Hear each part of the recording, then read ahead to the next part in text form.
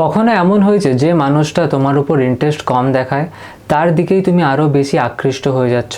ও reply দেয় লেটে, ছোট কথাতেই ডিস্টেন্স রাখে, তবু মনে হয় I don't know why but I just Kant stop thinking about them. এই ফিলিংটা কনফিউজিং, পেইনফুল, কিন্তু জানো এই অ্যাট্রাকশনের পিছনে আছে রিয়েল সাইকোলজি। একবার আমার এক ফ্রেন্ড ছিল, একজনের উপর পুরো ইমোশনাল হয়ে পড়েছিল। যে মানুষটা তার সাথে বেয়ারলি কথা বলতো, ও চেষ্টা করতো মেসেজ করতে, কানেক্ট করতে, বাট প্রতিবারই রিজেকশন, প্রতিবারই ডিস্টেন্স, কিন্তু ছেড়ে দিতে পারছিল না। তখন বুঝলাম আমরা বারবার ফল করি তাদের জন্য যারা ইমোশনালি আনঅ্যাভেলেবল, কারণ আমাদের ব্রেন ওটাকে চ্যালেঞ্জ মনে করে। The less they gave the more we crave. Science বলে আনঅ্যাভেলেবল মানুষের বিহেভিয়ার ব্রেনে ক্রিয়েট করে ডোপামিন লুপ। যদি রিপ্লাই দেয় ব্রেন রিওয়ার্ড পায়, যদি ইগনোর করে ব্রেন ওয়েটিং মোডে চলে যায়। এই আনপ্রেডিক্টেবল প্যাটার্নটা অ্যাডিকশনের মতো কাজ করে, আর আমরা কনফিউশনটাকে কেমিস্ট্রি মনে করি। সো নেক্সট টাইম যদি কেউ তোমার এফোর্ট ইগনোর করে, নিজেকে দোষ দিও না, বোঝো সেটা ব্রেনের ট্রিক।